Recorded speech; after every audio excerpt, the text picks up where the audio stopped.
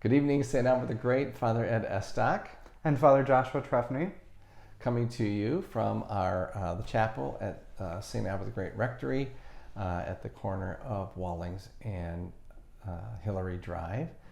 And for our typical Thursday night church at home, which has become our affectionate way of describing these Thursday night conversations in preparation for the Sunday readings to come. And we are preparing for the 13th Sunday in Ordinary Time. Yeah. And this Sunday there's, some challenging readings in the gospel and some beautiful readings as well. And so we have kind of been thinking a lot about this letter to the Romans that we've been working through during Ordinary Time. And this week we have kind of the most famous portion of that, which is this reflection, this homily, basically, that Paul gives us about what it means to be baptized and what being baptized into the Christian faith, being baptized into the life, death, and resurrection of Jesus, and what that actually means. So I don't know if you want to share a little bit of that. So I was kind of fixated on this, about the third verse in this week's reading. It says that if we have died with him, we may also live with him. So it's kind of a summary statement, but I was seeing in it three different angles about this baptism. And the first, of course, is the actual description of the actual ritual of baptism, because we would believe that this sermon of St. Paul's was in the context of a baptismal liturgy. And so, and he describes it, if we have been buried together with Christ in baptism, in the death of baptism. So, and what they are describing is the actual ritual in which people were taken down into the waters of baptism, like Jesus being taken down into the tomb, and they were buried together with Christ in the waters, and they were immersed. So, we're used to a baby having water poured on its head, typically. It's a little, it's beautiful, but maybe a little less dramatic. Right. And of course, we don't get this imagery of dying in baptism, which, of course, the actual immersion portrays perfectly. Mm-hmm. And then, of course, so we have died with Christ in the waters of baptism. And of course, this is the great, what you call that, dual meaning of water, because we see water... Paradox. Paradox. Yes, thank you. So the paradox of water being, the waters of the flood. That's the first time that's the first thing that really ancient Jews, the destructive force of water. And of course we have Jesus on the Sea of Galilee and the angry waters threatening people's lives. So we have this death-dealing aspect of water, and that's what we are participating in the waters of baptism. Yeah. And yet at the same time there's this mysterious other side of it where life is sustained by water, right. And not just sustained, but like it is like where there is water there is life. That's right. And of course, we have the waters of the Red Sea, and we have the water from the rock in the desert. Mm-hmm. How about the waters of the placenta? That's where we come out of the water. And Moses' name, the reason Pharaoh's daughter named him Moses is because it means the one who came up out of the water. Mm-hmm. So all of us could actually take the nickname of Moses. So this death dealing burial in the waters of baptism is being described. And then we come up out of the baptismal font, and we are wrapped in a white garment of the life of heaven, and we are handed a candle, and we celebrate this new and resurrected life as Jesus came up out of the tomb. And so that was the first thing I was thinking of with dying and living. But then I was thinking of the effects of baptism. Yeah, like what actually happens on a spiritual level, that that's what a sacrament is. It is the outward sign, the physical signs of an inward That's grace. right. So what's the inward Right. level? So I'm dying to selfishness and sin. I'm dying to the power of this world over me. And I am rising to new and eternal life, beginning now and unto eternity with Christ, and as a member of the household of God and as a child of God.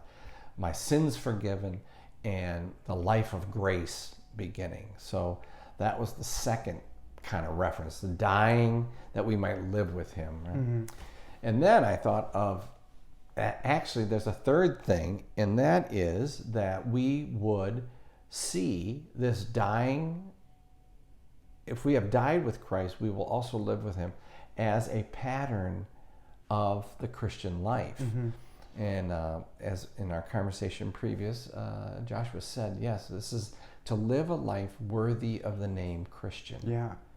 And so that would mean that my daily life, and yours, I'm presuming, Oliver, is the choice always to die to selfishness, sin, self-preoccupation, self-fulfillment philosophies, my hurt feelings, mm-hmm. my self-centeredness, and to choose for the life of Christ, a life of communion, a life of forgiveness, a mm-hmm. life of generosity. Yeah, and this is really what ties in with our gospel. Now, the way that the church has arranged the readings for Sundays is that the first reading is always an Old Testament reading that connects with whatever, we're following a cycle of the gospel reading, so that's the centerpiece. And the first reading is chosen to match up with the gospel.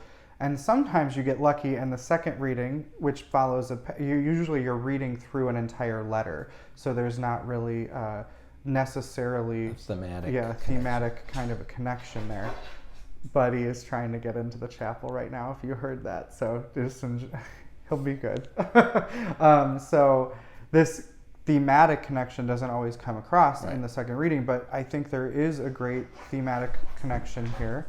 Buddy does not want to be left out. Come here, bud. No, he doesn't want to come in. He just doesn't want to be shut out. So yeah. We all know how that feels. So what you've just said about the Christian life, this pattern of the Christian life where we are called to focus on what is truly important, is what Jesus is trying to tell us in our gospel reading today. Right. That what is, we were talking about this earlier too. St. Luke says it in an even more dramatic way than Matthew, whose gospel we have this week. Luke says you have to hate your father and mother. You have to hate your brothers and sisters so that you can love him the most. Hate your own life. Yeah, hate your own life. But today, Matthew is telling us you cannot love whoever loves these things more than me. Whoever loves this other stuff more than they love me is not doing what they're supposed to do. It's not worthy of me. They're not living the life that we're called to. Right. They're not being Christian as we have been called and really, what we have been baptized and into, born into, baptized into, and reborn into. That's right. And so this letter from St. Paul, where he says, and what he goes on to say after the statement that Father says, if we have died with him, then we shall live with him. He goes on to say, if we hold firm with him, we shall reign with him in heaven. So there's this, it's not just about right now. Right. That's what so many of us, I think, struggle with in our world today, that we are focused so much on what is going to happen right now. But the ultimate goal for us as Christians, the ultimate life that we're called to, is not one on earth. Right. It's something greater, bigger. Right. And now you are making me think of something. That's how this goes. Right. So these three things that I'm talking about, the ritual of baptism. So when we were baptized, so if you've been baptized with him, then your sins are forgiven. You're going to heaven, right? Mm-hmm. Some of our Christian brothers and sisters would like to say, if you are saved, If you have professed Jesus Christ as Lord of your life, then from that day forward, you are saved.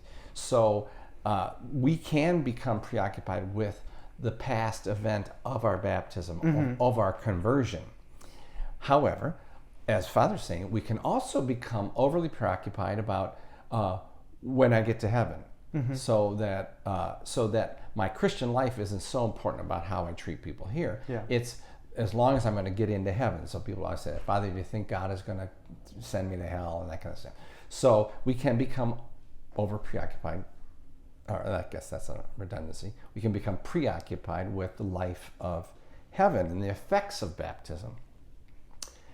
At the same time, what the gospel is calling us to is how we are going to operate in the present moment, based upon what has happened to us in baptism and what we are hoping to experience for all eternity.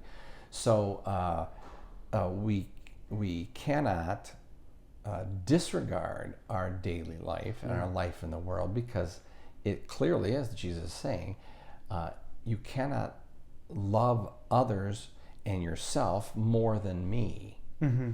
And where would you manifest that but in your daily life? Yeah. And so this is there's just a very important. practical sense to what both Paul and Jesus are saying in the scriptures this week, that it is not about, like, you need to live in a way that is bearing your baptismal life, right. And is bearing fruit in that baptismal life, instead of just, Right. instead of leaving your life buried and living Right. in the past, or instead of going after the future without Right. paying attention to who you're hurting now. Right. Like, there is something important about living and knowing, hoping for the future and remembering our death, but like, it's a balance between these. Yeah. And all of this does seem to me could be summarized in one word, and that is free.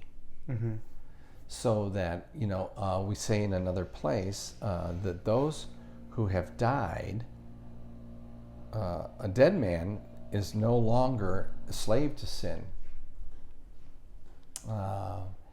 And that is a reference to this. For those who have died with Christ in baptism and by faith have been freed. And Jesus is saying to us, you have got to be free Of all these attachments in the Right. world, of all these little like extra relationships that weigh us down. Not that all relationships are bad, but they're not all fruitful either. Right. And none of them can supplant or replace the call to live our baptismal commitment, our baptismal life.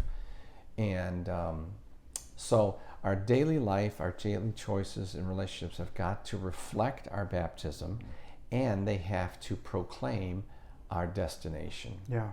and which is the life of heaven. Yeah. So So we're hoping Yeah. in the future and living with Christ in the present. So thank you for joining us today, and we'll see you this weekend. God Yeah. bless you all. Take care. God bless. Thank you.